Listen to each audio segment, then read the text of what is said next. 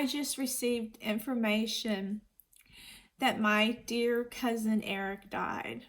He may have died on the same day as my mom, but they didn't find him until today. It was so sad because he's been really crossing my mind the last couple months, and I didn't do anything about it. I think God was telling me, and I didn't do anything. And he'd come around a couple of times the past 2 years, and I hadn't seen him but once since he was a little boy. And he wanted to come and see me last Christmas and the Christmas before, out of the blue. And he was always so sweet and gentle. He never said a mean word to anybody his whole life. And when I ran into him at the fair a few years ago with a girlfriend, I told my husband, I said, doesn't he look like Jesus? Like the pictures of Jesus? And Bob agreed. But the boy was so mellow. Never saw him ever lose his temper. When I watched him when he was little a few times, and he was always that way. His mom said today when I talked to him on the phone, he always had a good heart. He was just so sweet for this world. But he lost his dad when he was little. My uncle didn't live past his 50s, and now here this boy is dying young too. But God was just, I think, trying to get me to help him because I kept seeing him in my mind. I mentioned him to my husband tonight without knowing he was dead. I was talking about him like a half hour before the phone rang.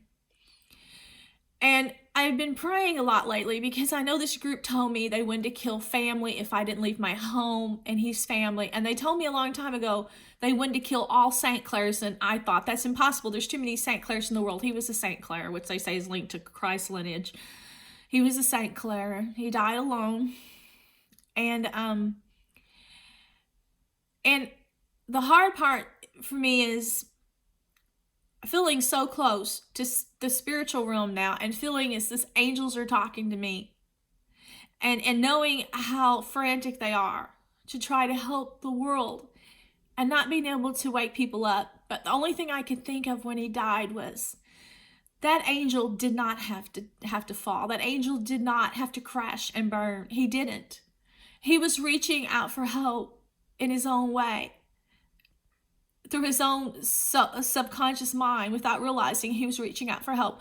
When he came to my home last Christmas, wearing this radiant smile and a Santa Claus hat, he was looking for help, but I didn't put the pieces together.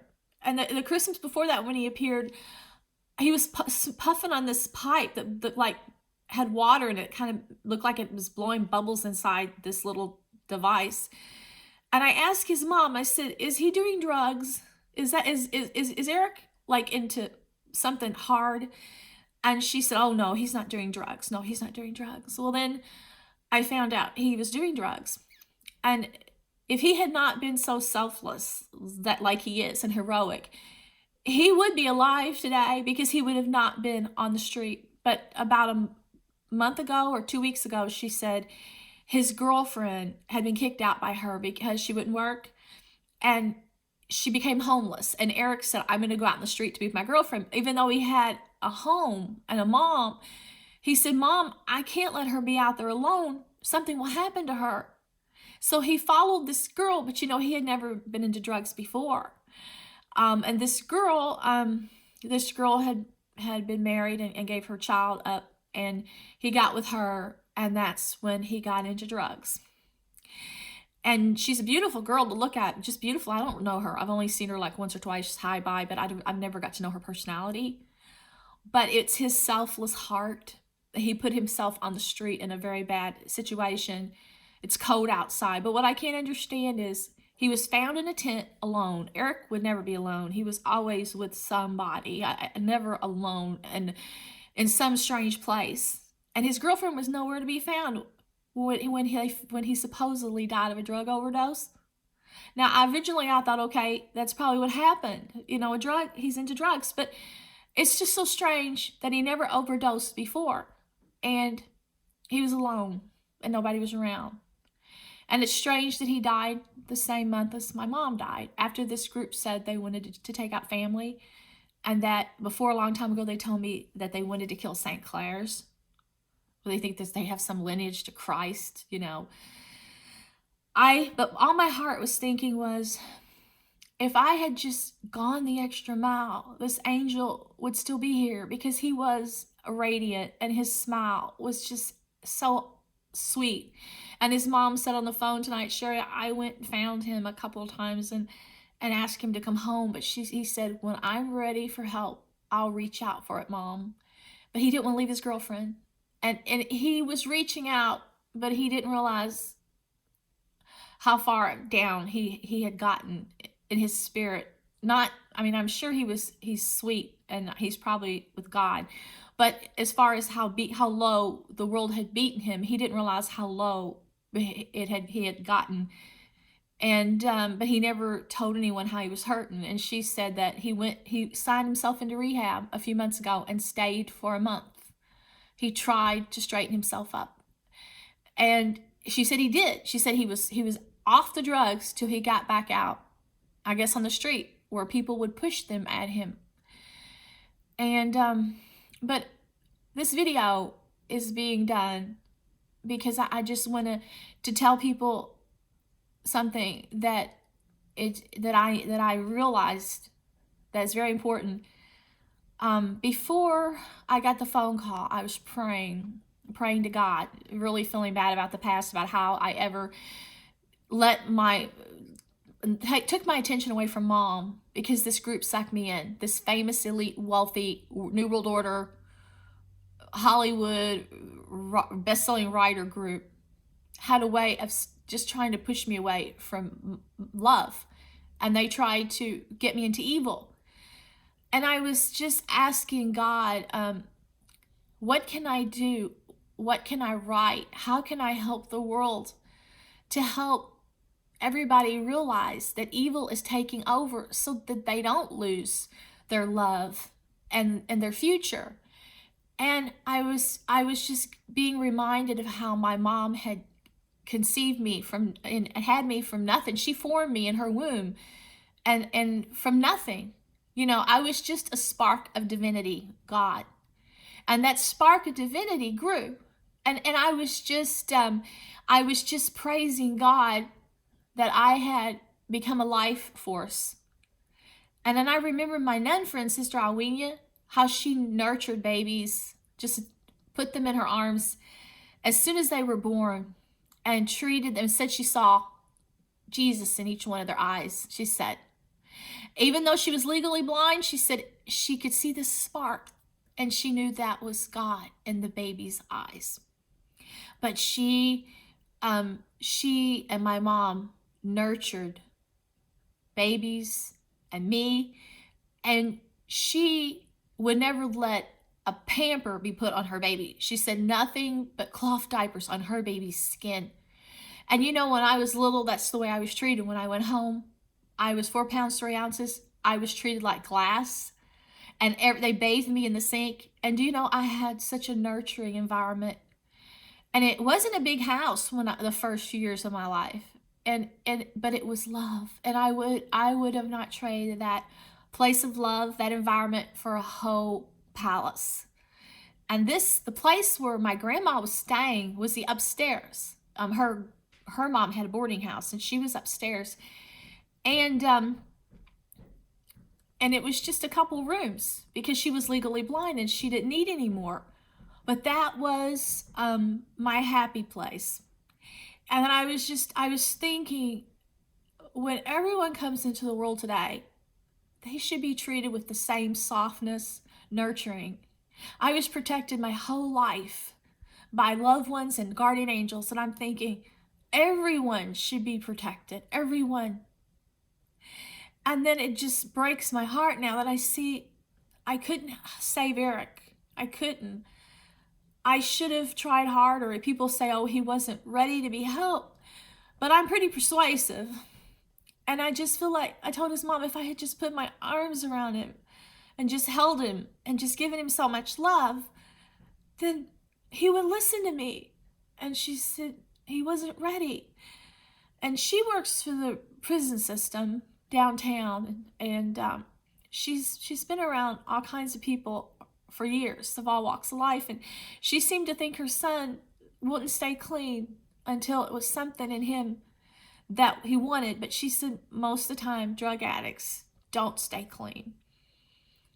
But I know he was reaching out to me, or he wouldn't have come here 2 Christmases in a row. I know that. And I just feel if just one instant of effort could have saved an angel.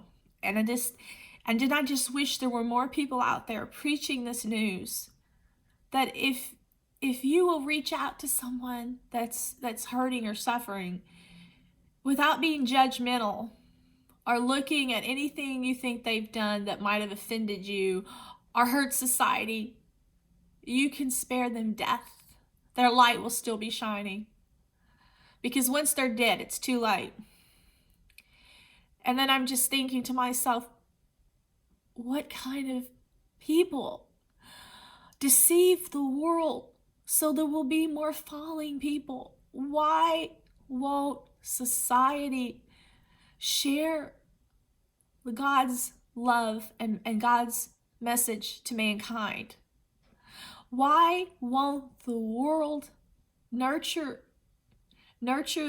their own race? Why won't people see these red flags of these hurting, wounded people instead of deliberately making more wounded people? And we're at an age now where the devil wants people to fall. And they will attack me. Every time I mention God, they attack me. But all I want to say is, if everyone in the world got together and did not get intimidated by these forces and these weapons, and we started getting help groups together for people, like God told me in a church, he said in Shepherdsville, where everyone is welcome, even in rags, poor, rich, they're given love and consolement and counseling, and they're accepted, and they're taught about God's love through example, and not persecuted, and there's no demands made on them that they have to perform a certain way or be a certain way to be good or accepted, but they are just healed and nurtured like they should have been by the rest of the world, because they're human. If they could just get this kind of nurturing somewhere and acceptance, then maybe they can overcome their weak side. But at least if they don't, they can know what God's love is about while they're here. And if they know God, then maybe they'll pray to him. So my cousin Eric would have gotten some strength through a higher power that he couldn't find from the people that he was around here.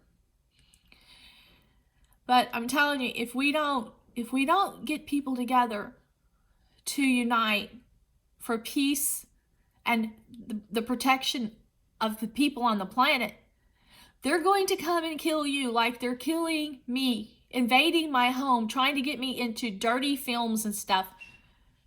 And they're just going to wipe me out and everybody else, because no one got these groups together through God and love in their heart to save the world. Everyone talks only about money and slavery.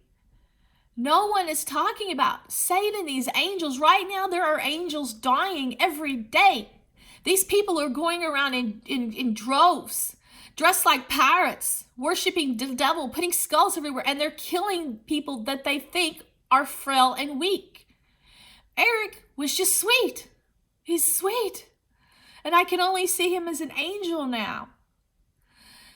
He never had any self-confidence. He didn't even have a father figure growing up. Those are the ones that need help the most, the ones that are meek. And this group is telling me if I stay meek, I'm dead. They want me wicked. They want me to put on a warrior face. You are letting everyone down, but you don't help an angel in need. And our governments now, all the governments around the world, are all of a sudden putting all this satanic stuff everywhere, fire and everything, and they are taking out Christians. But it takes forever to create a life that is a miracle from God, the greatest light there is. It only takes an instant to destroy it. And if you don't look into your heart and start talking about God and telling people to seek God for hope, then you won't find salvation, because this world is designed to make you lose your soul, and lose your soul through ignorance and sin and greed and seduction. And if you value your own worth, you better start putting the truth out there. You better start telling people that the world, they're depopulating through these armies. And there needs to be several groups that get together and stick together to offer comfort and strength to those that are being targeted individuals for their virtue and their godliness. And there need to be people all around the world now speaking about faith and unity and charity and love everywhere. And you don't hear it in even on Facebook or anything. Things are controlled all through cyber world, and it's getting to be that way in the real world. There are watchdogs everywhere that come out at night. They play nice by day, but they're demons by night. Demons are everywhere.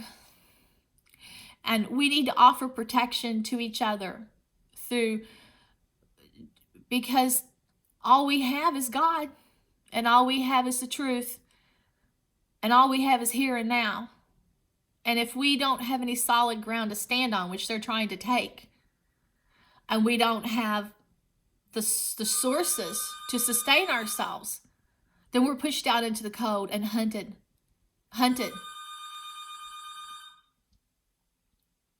You just have to look into your heart and be strong and try to find other people in the world that have faith